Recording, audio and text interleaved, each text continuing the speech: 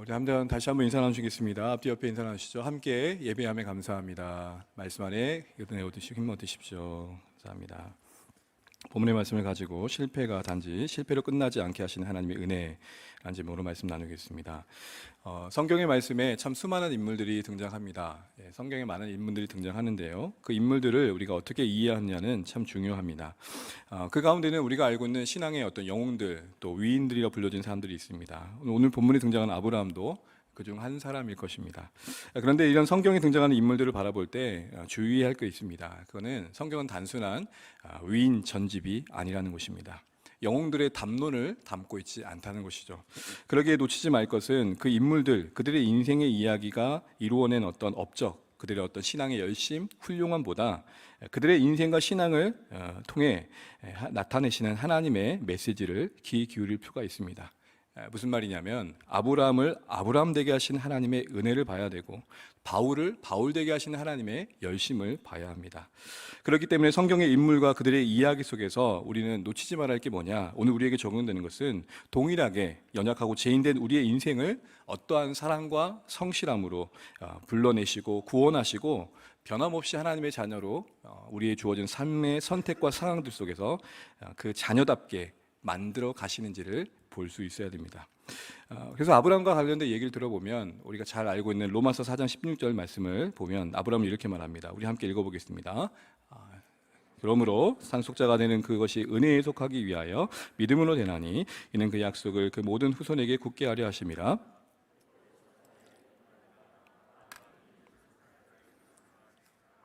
아브라함은 우리 모두 사람의 조상이라.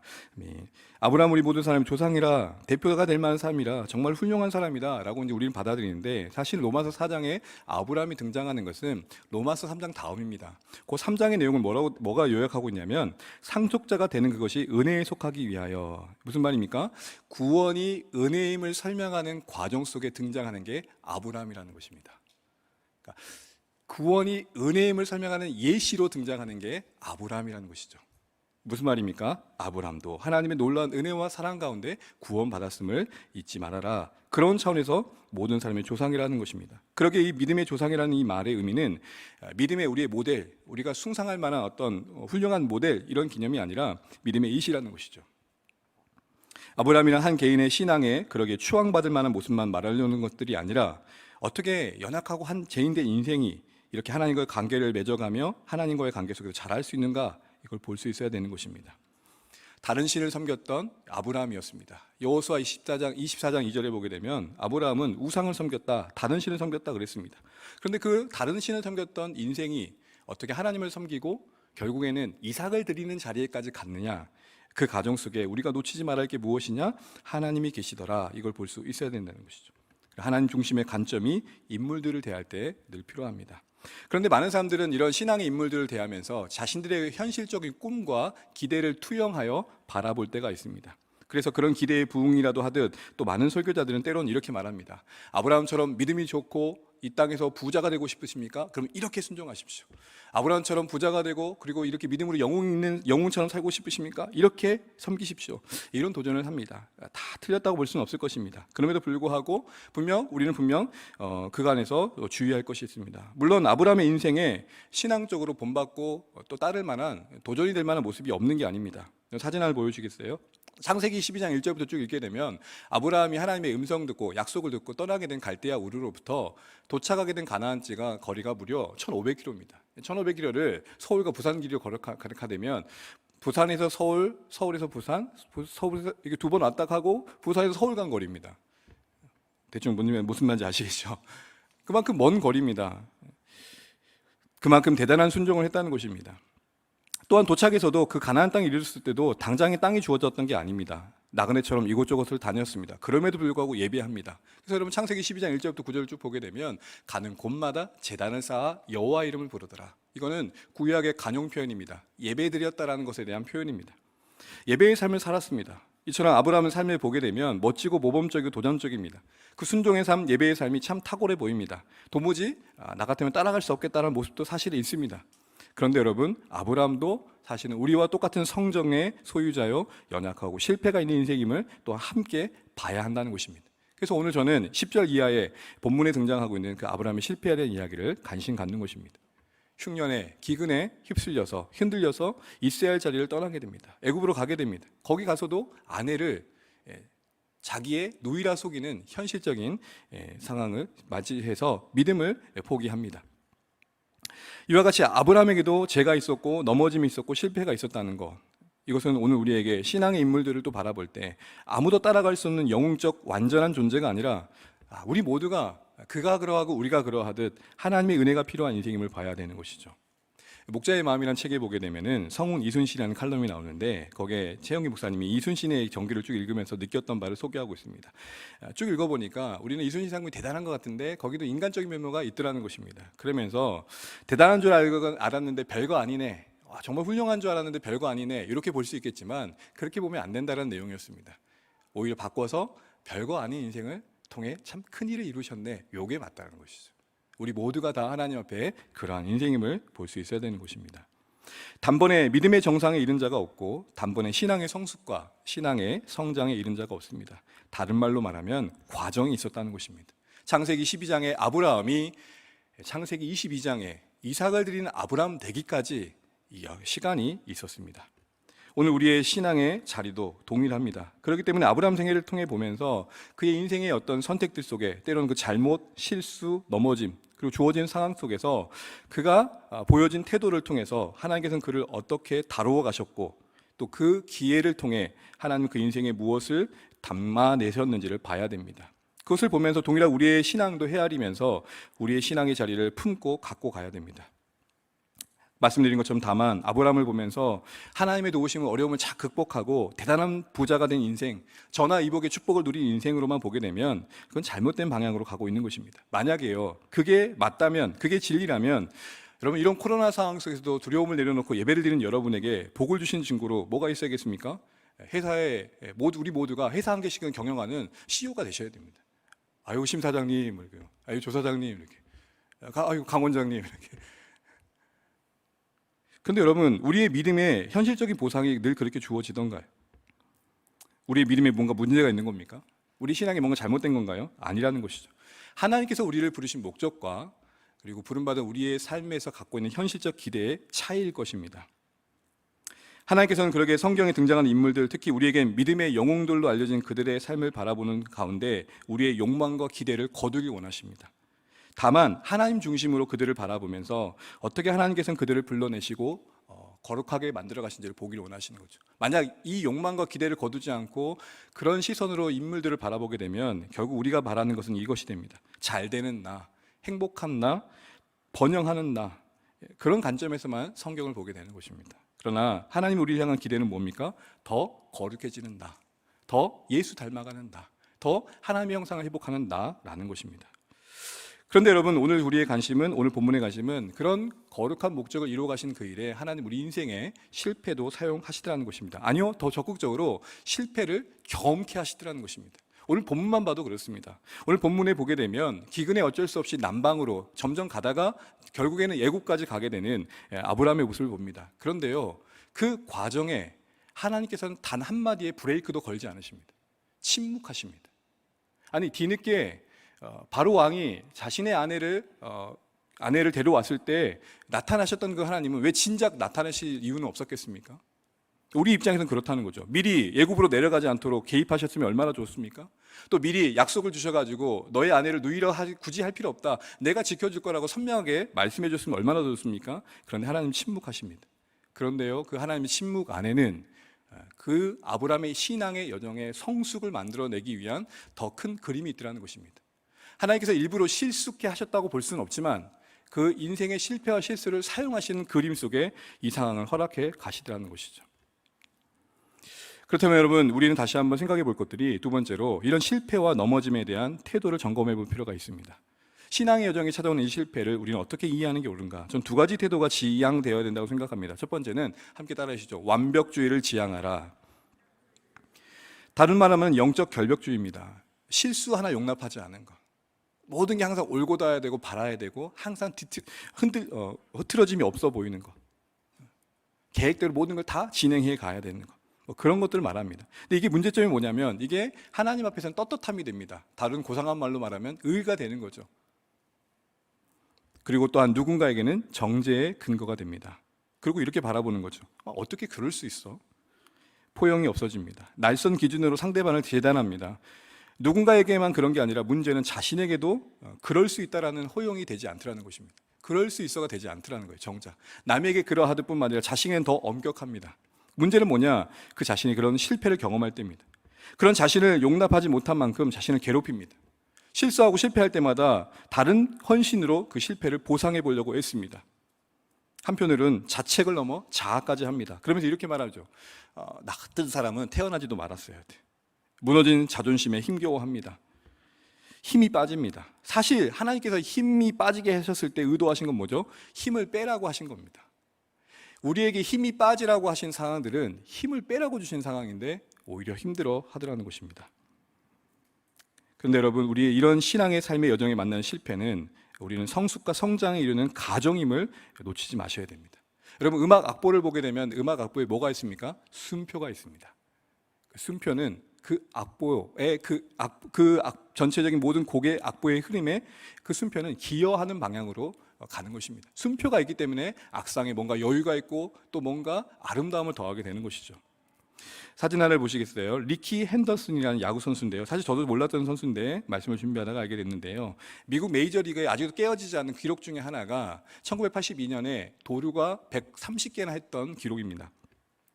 그때 당시 2등이 71개였으니까 이 1등의 숫자는 정말로 엄청난 숫자였던 것이죠. 130개와 70개 벌써 두 배의 차이 나니까요. 그런데 문제는 리키 핸더슨이 세운 또 하나의 기록은 도루의 실패의 기록이 최고였다는 것입니다. 그러니까 172개의 도루를 시도했는데 실패가 42개, 최고 1위였습니다.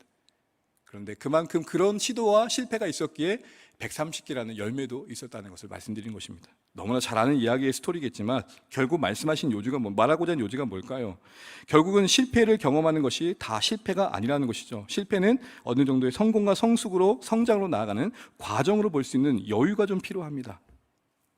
그러기 위해서는 결국 이 실패를 어떻게 대하는 게 오느냐, 그 실패를 다만 실패로 끝내버리지 않는 것을 지향하셔야 됩니다. 변명하고 다만 그 실패를 실패로 치부해버리는 것을 지향해야 됩니다. 실패를 계기로 나를 보고 연약함을 다시 한번 깨닫고 배움의 디딤돌을 삼는 거죠.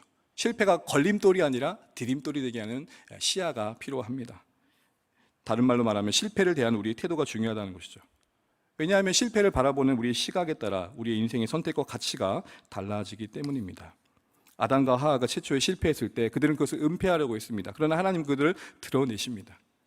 근데 베드로는 예수님을 3번이나 부인하고 난 후에 닭이 울었을 때 자신의 실패를 변호할 핑계거리가 분명히 있었겠지만 눈물로 통곡하며 그 실패를 수용합니다. 거기에 차이가 있는 것이죠. 우리에게 필요한 자세가 뭘까요? 주님, 제가 실패했습니다. 사람들에게 이렇게 말하는 거죠. 잘못했습니다. 얘가 또 넘어졌다는 것을 인정하는 것입니다. 그 낮아짐의 과정 속에 십자가를 경험하게 하시고 우리를 일으켜 세워주시는 것, 그게 실패가 우리 인생에 주는 유익인 것입니다. 그러기에 결론적으로 말하자면 하나님 안에서 실패는 실패가 아니다. 그 뜻과 섭리 아래서 실패는 실패로 종지부 찍을 수 없다. 이걸 볼 수 있어야 됩니다. 그 안에는 성숙의 성장의 하나님의 뜻이 있다는 것이죠. 그렇습니다. 실패를 단지 실패로 끝나게 하지 않으시는 하나님의 간섭하심과 은혜가 있다는 것 때문에 우리는 다시 한번 소망을 갖는 것입니다. 이걸 바로 알고 실패가 던져주는 인생의 괴로움과 후회와 아쉬움으로부터 자유할 수 있는 저와 여러분 되시기 바랍니다. 내가 왜 그랬을까에 발목이 잡혀 인생을 낭비하지 않으시길 바랍니다. 우리는 그럴 수 있습니다. 그러기에 더 은혜가 필요한 자임을 깨닫는 까지 가는 것, 그게 우리에게 필요한 고백일 것입니다. 하나님의 은혜 안에서 실패를 잘 헤아리고 보듬어 안고 잘 소화시켜서 우리의 인생과 신앙의 여정에 성숙의 기회로 삼는 것, 그게 우리에게 필요한 자세입니다. 그러면서 오늘 아브라함의 실패를 보면서 우리는 그런 관점을 다시 한번 보려고 하는데요. 오늘은 아브라함의 실패가 주는 그 교훈을 한번 생각해보고 다음 시간까지 오늘의 말씀을 마무리해 보려고 합니다. 오늘 아브라함이 보여준 실패는 다른 것이 아닙니다. 약속하신 하나님을 신뢰하면서 머물러 있어야 될 약속의 땅을 포기했다는 것입니다. 살아내야 하는 순종의 책임을 내려놨다는 것입니다. 그러면서는 실패였습니다. 왜죠? 실패란 단어의 뜻이 무엇입니까? 의를 그르치다, 어떤 기대와 뜻으로부터 벗어나 이탈하다, 뜻대로 되지 않다 일 것입니다. 어찌 보면 아브라함의 선택은 어떻게 보면 합리적이었고, 아브라함의 선택은 가족의 그 기근으로부터 위기를 건져내는 탁월한 선택, 성공의 방법이었을 것입니다. 그런데 하나님 볼 때는 실패였다는 거죠. 여러분 잘 아셔야 됩니다. 우리가 볼 때 성공이 하나님 볼 때는 실패했다는 것이죠. 그런 관점에서 실패를 이야기하는 것입니다. 첫 번째 모습은, 그런데 어떤 모습이었습니까? 그럴 만한 이유가 있었죠. 심한 기근에 처한 아브라함이었습니다. 그 상황 속에서 자신이 처한 고난이 도저히 이겨낼 수 없을 만큼 크게 와닿은 유혹에 넘어졌고, 결국은 애굽의 땅을 떠나게 되었던 것입니다. 여기서 우리가 배워야 될 게 뭡니까? 내가 제일 힘들어. 세상에서 내가 제일 힘들어하는 자기만 바라보는 자기 연민의 유혹을 이겨낼 수 있어야 됩니다. 우리 10절 말씀 한번 읽어보겠습니다. 10절입니다. 시작. 그 땅에 기근이 들었으므로 내려갔으니 니는 그 땅에 기근이 심하였습니다. 여러분, 기근이 뭡니까? 사진 하나 보시겠어요? 농사가 풍년이 아니거나 좀 음식이 없는 정도가 아닙니다. 먹을 것이 좀 부족한 정도가 아닙니다. 기근은 진짜 아무것도 없는 겁니다. 정말로 굶주려 가지고 심각한 위기의 상황을 만나게 된 것입니다. 이게 위기죠. 그런데 기근 자체로도 이렇게 위기일 텐데 어떤 기근이라고 말하고 있습니까? 심한 기근.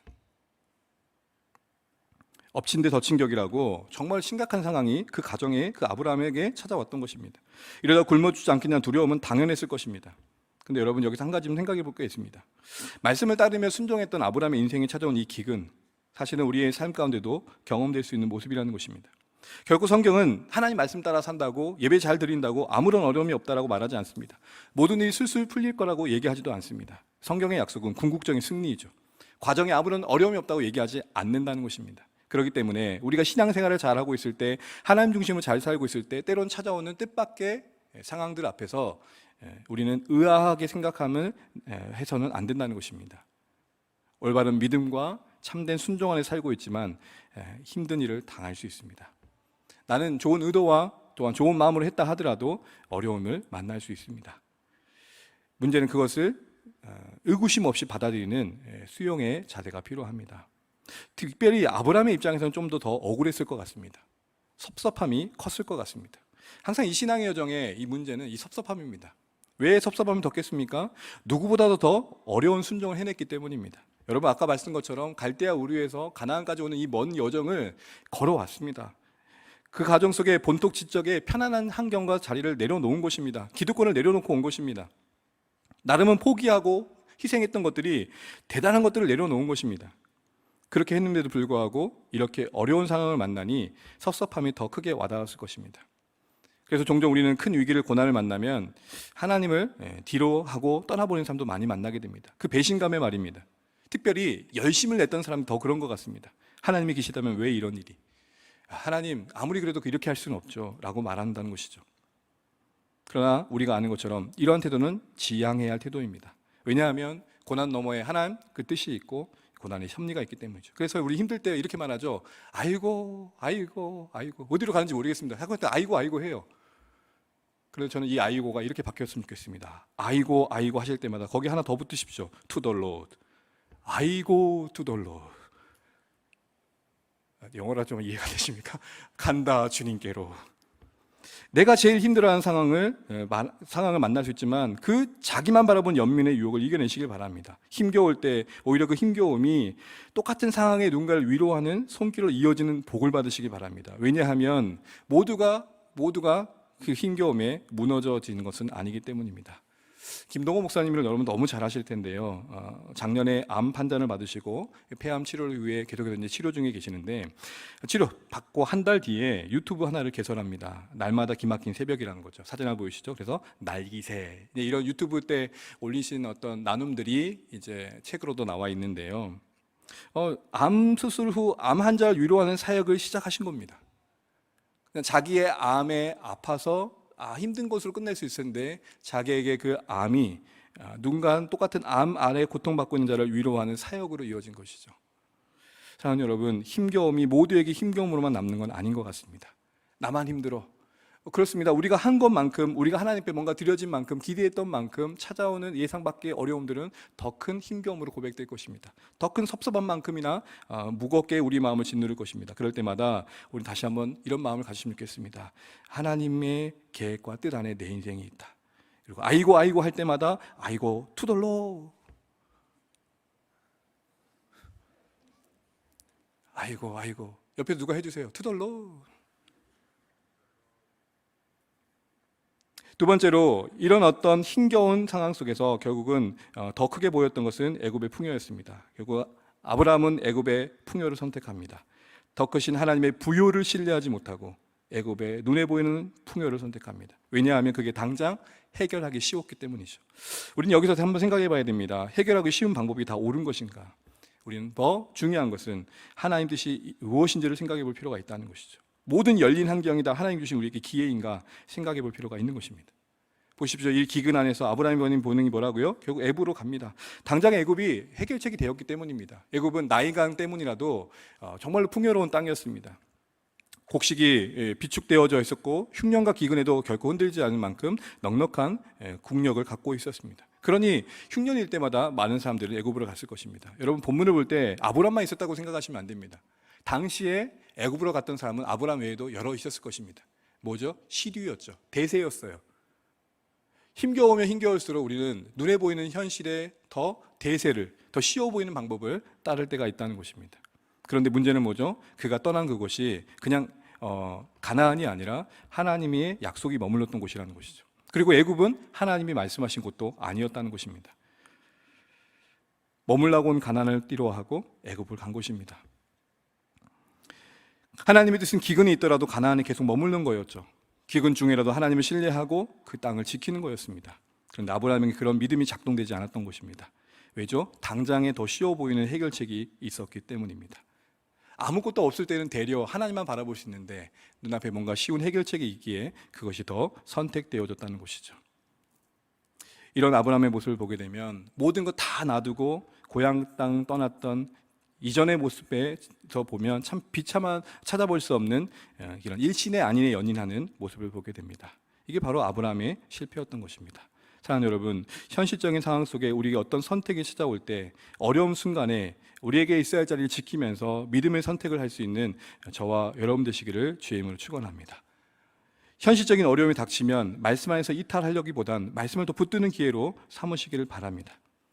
그 자리를 떠나 문제가 없어 보이는 것, 뭔가 해법이 있으면 보이는 것으로 가는 것 자체가 당장은 해결될지 모르지만 우리의 가장 중요한 가치는 문제의 해결 이전에 이것이 하나님 뜻이냐에 더 가치를 둬야 하기 때문입니다. 결국 아브라함은 애굽을 그 풍요를 선택하는 그 순간, 그리고 하나님의 부요를 뒤로하는 그 순간 가나안 땅을 떠나게 됩니다. 이것이 우리에게 보여주는 게 뭐죠?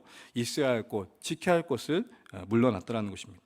우리는 여기서 배워야 될 것이 있습니다. 하나님을 힘입어서 우리 부르신 삶의 자리, 사역, 직분을 지켜갈 필요가 있다는 것입니다. 진정한 믿음이라는 것은 그런 하나님을 힘입어 우리에게 허락하신 자리를 지켜내는 것입니다.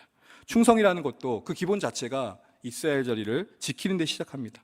지킬 자리만 지키는 것도 어떻게 보면 신앙의 반 이상은 성공했다고 할 수 있을 것입니다. 마땅히 거해야 할 곳에 거하고 지켜야 할 자리를 지키는 저와 여러분 되셨으면 좋겠습니다. 믿음과 충성으로 살아내길 원하시는 삶의 그 자리에서 하나님의 기이한 도심을 그래서 경험하면 좋겠습니다. 여러분, 쉽게 해결해 가면 놓치는 게 있고 경험하지 못하는 게 있습니다. 그게 뭔지 아십니까? 바로 하나님의 기이한 도우심입니다. 내가 내 문제를 내 힘으로 해결하다 보니까 하나님을 경험할 기회를 잃어버리게 된다는 것이죠. 하나님의 도우심 아래 우리의 인생이 있음을 다시 한번 기억하면서 있어야 할 자리, 버텨야 할 자리, 지켜야 할 자리를 묵묵히 지켜내시는 저와 여러분 되시길 바랍니다. 고난 중이라도 선하신 그 하나님 신뢰하면서 믿음을 보일 수 있는 은혜가 있길 바랍니다. 탱크 같은 것들이 다가오더라도 생각하십시오. 하나님을. 우리 하나님이 어떤 하나님인지를 기억하십시오. 그 하나님이 우리에게 어떠한 인생으로 우리를 인도해 가신지를 바라보십시오. 그러면서 그 모든 시간들을 하나님 원하시는 모습들로 감당해낼 수 있는 저와 여러분 되시길 바랍니다. 그러는 중에 이제 애굽으로 간 뒤에 이 아브라함이 또 다른 어려움을 만나게 되는데요. 근데 그 어려움을 또 어떻게 대응하냐면 상황을 모면하는 차원에서의 거짓을 말합니다. 여기서 우리가 한 가지 배울 게 있죠. 믿음을 포기하고 물러서면 계속 밀려날 일이 생긴다는 것입니다. 그 순간을 믿음으로 이겨내지 못하면 그 순간 지나가면 괜찮을 것 같지만 또 다른 상황을 만나게 된다는 것입니다. 똑같은 문제를 만나게 된다는 것입니다. 지금 여기서 다루어지지 않으면 그 문제 때문에 넘어질 일을 또 만나게 되더라는 것입니다. 여러분 사진 하나 보시겠어요? 전호후랑이란 말 들어보셨죠?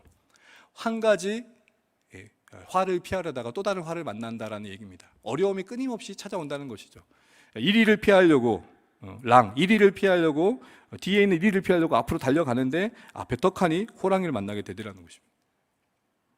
심각한 기근을 피했습니다. 1위를 피한 거죠. 아브라함이 애굽으로 내려간 상황, 아마 가나안에 머물렀을 때보다 더 좋아졌을 것입니다. 기근의 문제가 해결되었을 것입니다. 염려와 두려움도 어느 정도는 잠잠해졌을 것입니다. 다시 말하면 먹고 사는 문제가 어느 정도 해결되었으니까 한숨 돌릴만 했을 것입니다. 아마 아브라함은 잠시라도 그래 선택이 잘한 것 같다 이런 생각을 했을지 모르겠습니다. 그런데 문제는 뭐죠? 그의 중요한 문제를 또 만나게 됩니다. 그 또 다른 문제는 무엇이었습니까? 자신의 아내를 빼앗길 위기 속에, 죽음의 그 두려움 속에 그 아내를 지키기 위한 거짓을 말하게 되었다는 것입니다. 우리 11절 13절 우리 함께 읽어보겠습니다. 11절 13절입니다. 시작. 그가 애굽에 가까이 이르렀을 때 그의 아내 사라에게 말하되 내가 알기에 아리따운 여인이라 애굽 사람이 그대를 볼 때에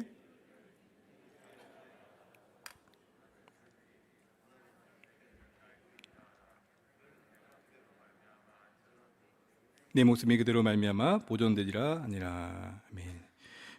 내가 그대로 말미암아 안전하고 내 목숨이 그대로 말미암아 보존되리라. 지금 아브라함에게는 지금 하나님이 전혀 보이지 않고 있습니다. 모든 안전과 보존이 하나님께로 말미암는데 지금 아내와의 관계 속에서 아내가 누이라는 사실로 비춰지기만 하면 자기는 살 수 있겠다고 말합니다. 이 모든 선택의 이면엔 바로 또 다른 두려움의 문제가 직면되었기 때문입니다.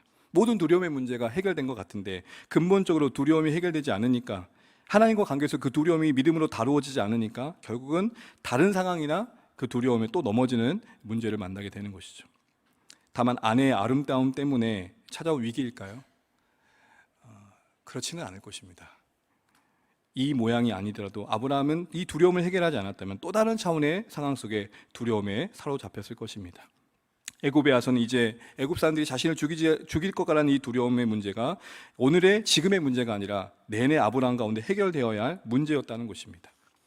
결국은 아브라함은 아내를 누이로 속이게 되죠. 여러분 보세요. 가나안에서 믿음으로 머물지 못하고 물러선 아브라함, 하나님을 붙들고 가나안에 있다라는 것을 죽을 것 같아서 애굽으로 도피했지만 결국은 내면적인 본질적인 두려움 문제가 사라지지 않았습니다.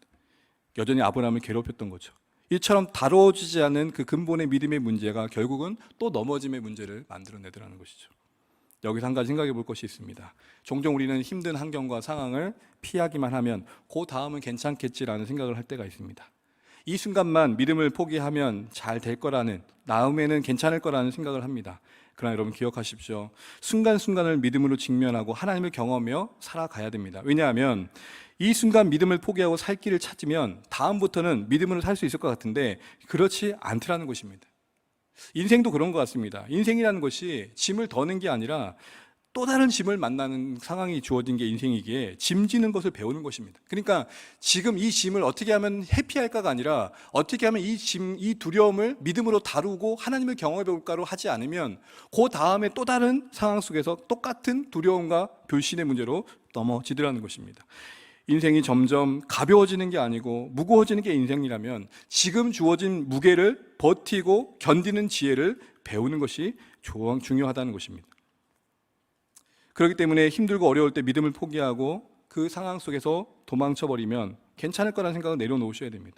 그렇지 않은 게 사실 신앙의 현실입니다. 왜죠? 신앙은 한번 물러서게 되면 계속 물러서게 되기 때문입니다. 원칙적으로 신앙에서는 일보 후퇴, 이보 전진이라는 것이 성립되지 않더라는 것입니다.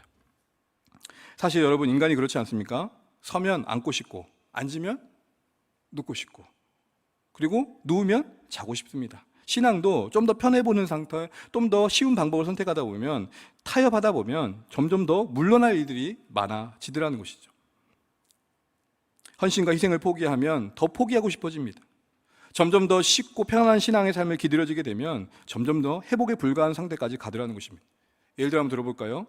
처음에는 예배와 목장을 잘 드리다가 예배와 목장 생활을 현실적으로 하다가 가만히 생각해 보니까 주일 예배는 시간이 1시간이면 끝나니까 괜찮은데 목장은 2-3시간 되니까 아까워요. 뭔가 공부하는데도 아깝고 그래서 목장은 그만두고 1시간 정도면 끝나는 주일 예배를 드리겠다고 합니다. 그런데 점점 주일 오전 예배도 한두 번씩 빼먹습니다. 급한 일이 있으면 제낍니다. 처음에는 예배 한번 빼먹는 것도 조금 조금 양심에 찔렸는데 시간 좀 지나니까 그럴 수 있지가 됩니다. 그럴 수 있지는 이런 데 쓰시면 안 됩니다. 자기의 할미야에 그럴 수 있지는 아니라는 것이죠. 그래서 여건 되면 예배드리고 안 되면 어쩔 수 없지라고 가게 됩니다. 그때부터는 주일 예배가 최우선이 아니게 됩니다. 개인적인 일이나 약속이 있으면 언제는 제낄 수 있는 게 됩니다. 무슨 일 있어도 먼저 드리는 예배가 아니라 아무 일 없을 때만 드리는 게 예배가 되더라는 것이죠. 그런 중에 만들어진 게 뭐냐? 썬데이 크리스천인 겁니다. 제가 잘합니다. 왜냐하면 제가 썬데이 크리스천 시간을 보냈기 때문입니다. 그런데 그 시간들이 그리 행복하냐? 결국 또 그렇지 않더라는 것입니다. 결국은 이러다 보면 어디까지 가느냐? 꼭 공식적인 예배에 나가는 것만 예배야? 내가 있는 곳에 하나님이 다 계시니 어디든 예배지. 멋지지 않습니까? 기가 막히지 않습니까? 어디서 이런 말은 참 늘은지 모르겠습니다. 틀린 말 하나도 있습니까? 여기만 예배입니까? 내가 있는 그곳에 늘 하나님이 계시니 어디든 예배지. 코로나 상황 속에서 염려되는 바가 바로 이런 것입니다. 편리함의 덫. 이전에 담임 목사님 칼럼에도 말씀했던 것처럼 말이죠. 우리는 이러한 상황 속에 창의적인 방법을 또 고민해야 할 때이죠. 그럼에도 불구하고 우리의 마음과 선택은 언제나 더 기울어진 신앙의 여정이라는 사실만큼이나 좀 더 뒤로 물러나는 선택을 할 때가 많다는 것입니다. 급한 경사로에 서 있는 여러분의 신앙의 자림을 잊지 마십시오. 신앙의 진보는 더디지만 몰락하는 건 순간입니다. 그럼 우리의 신앙이 뒤로 물러나는 어떤 상황들이 아닌 좀 더 전진해 간다는 건 뭘까요? 전 두 가지의 체가 필요하다고 생각합니다. 첫 번째는 최우선입니다. 최우선. 하나님을 예배하고 하나님 앞에 머물고 하나님과 말씀과 기도로 하나님께 나아가는 것이 최우선이 되어야 됩니다. 왜인 줄 아십니까? 하나님과의 관계는 최우선이 아니면 반드시 차선도 안 됩니다. 하나님과의 약속이 최우선이 되지 않으면 두 번째도 자리 잡지 않더라고요. 두 번째 필요한 최는 최선입니다. 말씀드린 것처럼 우리는 삶의 사역의 현장 속에서 우리에게 주어진 상황들이 늘 그 모든 것들을 지지해 주진 않을 것입니다. 모든 것들이 넉넉한 환경과 여건으로 보장되지는 않을 것입니다. 그럼에도 불구하고 전진해 간다는 것은 주어진 상황에서의 최선을 찾는 것입니다. 사역과 관련해서 예를 들자면 전진하는 신앙을 한다는 건 이런 것입니다. 사역 그 자체를 포기하지 않는 것입니다. 목자의 마음에 목자에게는 은퇴가 없다는 말의 의도도 바로 그런 것이죠. 목자는 직분 그 이상의 삶이다. 우리 평생에 부름받은 삶이 영혼을 섬기는 삶이고 영혼을 위해 수고하는 삶이라면 포기가 어디 있고 그만두는 게 어딨냐라는 것이죠. 무엇이죠?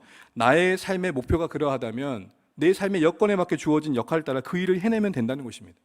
제가 평생 부교육자로 또한 담임 목사로 섬기다 하더라도 은퇴할 때가 있지 않습니까? 은퇴하고 나면 사역이 끝나냐? 그렇지 않다는 것이죠. 또 다른 옷을 갈아입는 것이죠.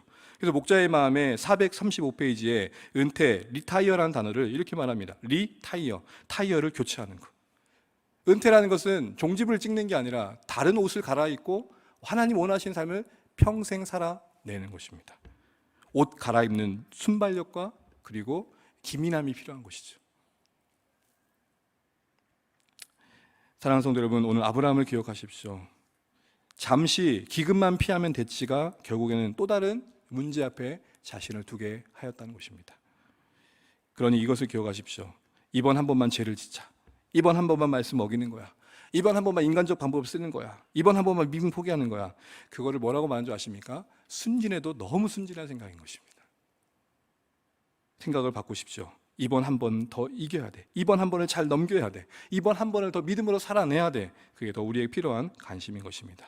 말씀을 맺겠습니다. 오늘 우리는 아브라함의 실패의 모습을 봤습니다.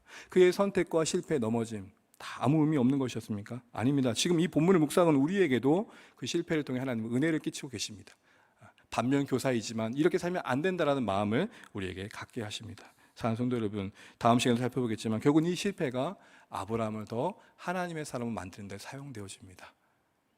실패는 단지 실패로 끝나지 않게 하시는 이 은혜 안에서 우리에게 이렇게 유익을 주시는 겁니다.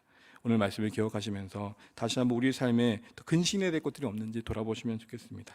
아브라함의 실패 앞에서 오늘 우리도 실패의 영역들을 다시 한번 살피면서 내가 지금 이 순간을 타협과 또한 편한 방법과 눈에 보이는 선택들을 하다 보면 결국엔 더 감당할 수 없는 짐들을 만날 수 있다는 경건한 두려움도 좀 회복하시면 좋겠습니다. 그래서 우리의 불신과 불순종이 깨어지고 더 믿음과 더 나은 순종의 삶을 살아가기를 다짐하는 오늘의 말씀으로 저와 여러분에게 와닿으시기를 주의 이름으로 축원합니다. 사람은 가고 사랑은 남는다라는 책에 이런 말이 있습니다.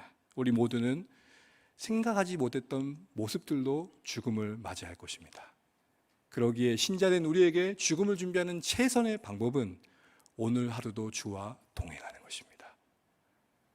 우리의 실패는 다만 실패가 아닌 영혼과의 단절입니다. 단지 한 번의 실패가 아닌 크신 하나님 앞에 우리의 삶을 포기하는 것입니다. 그러기에 다시 한번 우리의 삶을 진중하게 살피시고 허락하신 여러분의 삶의 다름 속에 동일한 하나님의 사랑을 다시 한번 바라보면서 원하시는 그 근신과 아름다운 경건의 열매를 맺어가실 수 있는 저와 여러분 되시기를 주의 이름으로 축원합니다.